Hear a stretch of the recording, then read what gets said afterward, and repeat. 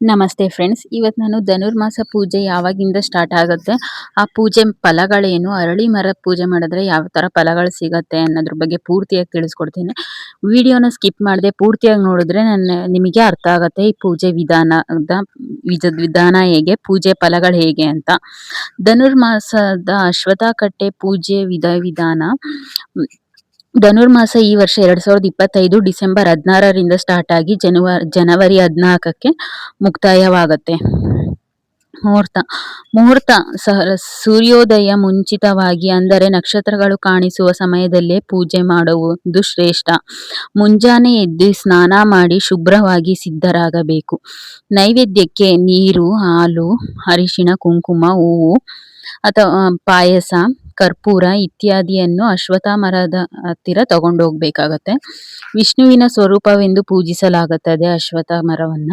ಅಶ್ವತ್ಥ ಮರಕ್ಕೆ ನೀರು, ಹಾಲು ಅರ್ಪಿಸಿ, ಅರಿಶಿಣ, ಕುಂಕುಮವನ್ನು ಅರ್ಪಿಸಿ ಮರಕ್ಕೆ ಪ್ರದಕ್ಷಿಣೆಯನ್ನು ಹಾಕಬೇಕು. ಹೂವನ್ನು ಮುಡಿಸಿ, ಊದುಬತ್ತಿಯನ್ನು ಹಚ್ಚಿ, ನೈವೇದ್ಯಕ್ಕೆ ಅಂತ ಹೇಳ್ಬಿಟ್ಟು ನೀವು ಪಾಯಸ ಏನ್ ತಗೊಂಡೋಗಿರ್ತೀರ ಅದನ್ನ ಹಾಕಿ, ನಿಮ್ಮ ಮನಸ್ಸಲ್ಲಿ ಏನಿದೆಯೋ ಅದನ್ನ ಕೇಳ್ಕೋಬೇಕಾಗತ್ತೆ. 3 ಸತಿ ಇಲ್ಲ 5 ಸತಿ 9 ಸತಿ ಪ್ರದಕ್ಷಿಣೆ ಹಾಕಬೇಕು. ನೈವೇದ್ಯಕ್ಕೆ ಹುಗ್ಗಿ ಅಥವಾ ಸಕ್ಕರೆ ಹಾಕಿದ ಅನ್ನವನ್ನು ನೈವೇದ್ಯಕ್ಕೆ ಅರ್ಪಿಸಬೇಕಾಗುತ್ತದೆ. ಧನುರ್ಮಾಸದ ವ್ರತಗಳು ಮತ್ತು ವಿಷ್ಣುವಿನ ಕೃಪೆಯನ್ನು ಬೇಡಬೇಕು. ಧನುರ್ಮಾಸದಲ್ಲಿ ಅಶ್ವತ್ಥ ಕಟ್ಟೆ ಪೂಜೆಯ ಮಹತ್ವ. ಧನುರ್ಮಾಸದಲ್ಲಿ ಅಶ್ವತ್ಥ ಮರ ಪೂಜಿಸುವುದರಿಂದ ಅಶ್ವತ್ಥ ವೃಕ್ಷದ ದೇವತೆ ಮತ್ತು ವಿಷ್ಣುವಿನ ಆಶೀರ್ವಾದ ಸಿಗುತ್ತದೆ. ಇದರಿಂದ ಆರೋಗ್ಯ, ಸಂಪತ್ತು ಮತ್ತು ಸೌಭಾಗ್ಯ ಪ್ರಾಪ್ತಿಯಾಗುತ್ತದೆ. ಅವಿವಾಹಿತ ಮಹಿಳೆಯರು ಮಾಡುವ ಕಾತ್ಯಾಯಿನಿ ವ್ರತದ ಭಾಗವಾಗಿ ಈ ಪೂಜೆಯನ್ನು ಮಾಡುತ್ತಾರೆ. ಈ ಮಾಸದ ಪೂಜೆ 1000 ವರ್ಷಗಳ ಪೂಜೆಗೆ ಸಮಾನವೆಂದು ಸಹ ಹೇಳಲಾಗುತ್ತದೆ. ಧನುರ್ಮಾಸದಲ್ಲಿ ಯಾವ ದೇವರಿಗೆ ಪೂಜೆ ಮಾಡಬೇಕು, ಹೇಗೆ? ಧನುರ್ಮಾಸದಲ್ಲಿ ಮುಖ್ಯವಾಗಿ ಪೂಜಿಸಬೇಕಾದ ದೇವರುಗಳು ಶ್ರೀ ಮಹಾವಿಷ್ಣು, ಶ್ರೀಕೃಷ್ಣ ಅತ್ಯಂತ ಮುಖ್ಯವಾಗಿ ಪೂಜಿಸಬೇಕಾಗತ್ತೆ. ಧನುರ್ಮಾಸವು ವಿಷ್ಣುವಿಗೆ ಅತ್ಯಂತ ಪ್ರಿಯವಾದ ಮಾಸ, ಏಕೆಂದರೆ ಈ ಕಾಲದಲ್ಲಿ ದೇವತೆಗಳೆಲ್ಲರೂ ಭಗವಂತನನ್ನು ಪೂಜಿಸುತ್ತಾರೆ ಎಂದು ನಂಬಲಾಗಿದೆ. ವಿಷ್ಣುವಿನ ಪೂಜೆಯಿಂದ ಐಶ್ವರ್ಯ, ಶಾಂತಿ, ಪಾಪಕ್ಷಯ. ಶ್ರೀ ಮಹಾಲಕ್ಷ್ಮೀ ದೇವಿ ಐಶ್ವರ್ಯ,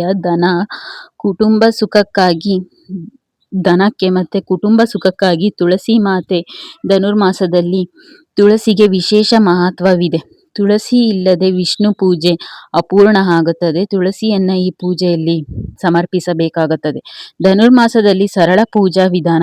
ಮನೆಯಲ್ಲಿ ಪೂಜೆ ಮಾಡುವ ಸಮಯ ಬೆಳಗಿನ ಜಾವ ಬ್ರಾಹ್ಮಿ ಮುಹೂರ್ತದಲ್ಲಿ 4:30ರಿಂದ 6 ಗಂಟೆ ಒಳಗಡೆನೆ ಪೂಜೆ ಮಾಡಬೇಕಾಗತ್ತೆ.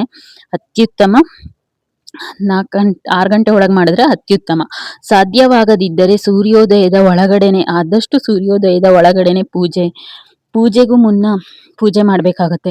ಪೂಜೆಗೂ ಮುನ್ನ ಸ್ನಾನ ಮಾಡಿ ಶುಭ್ರ ಬಟ್ಟೆ ಧರಿಸಿ ಮನಸ್ಸಿನಲ್ಲಿ ಶುದ್ಧ ಭಾವನೆ ಇರಲಿ. ಪೂಜಾ ಕ್ರಮ: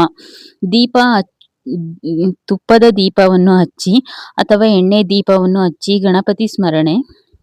ಓಂ ಶ್ರೀ ಗಣನಾಥಾಯ ನಮಃ, ಶ್ರೀ ವಿಷ್ಣು ಶ್ರೀಕೃಷ್ಣನ ಧ್ಯಾನ ಮಾಡಬೇಕಾಗತ್ತೆ. ಓಂ ನಮೋ ನಾರಾಯಣಾಯ ನಮಃ ಈ ಮಂತ್ರವನ್ನ 108 ಬಾರಿ ಜಪಿಸಿದರೆ ಬಹಳ ಶ್ರೇಷ್ಠವಾಗಿರುತ್ತೆ. ತುಳಸಿಯನ್ನು ಅರ್ಚನೆ ಮಾಡಿ ಈ ಪೂಜೆ ಮಾಡಬೇಕಾದ್ರೆ ತುಳಸಿ ಎಲೆ ಸಮರ್ಪಿಸಿ ಹೇಳಿ, ತುಳಸಿ ದೇವಿ ನಮೋಸ್ತುತೆ ಅಂತಾನು ಹೇಳ್ಬೇಕಾಗತ್ತೆ.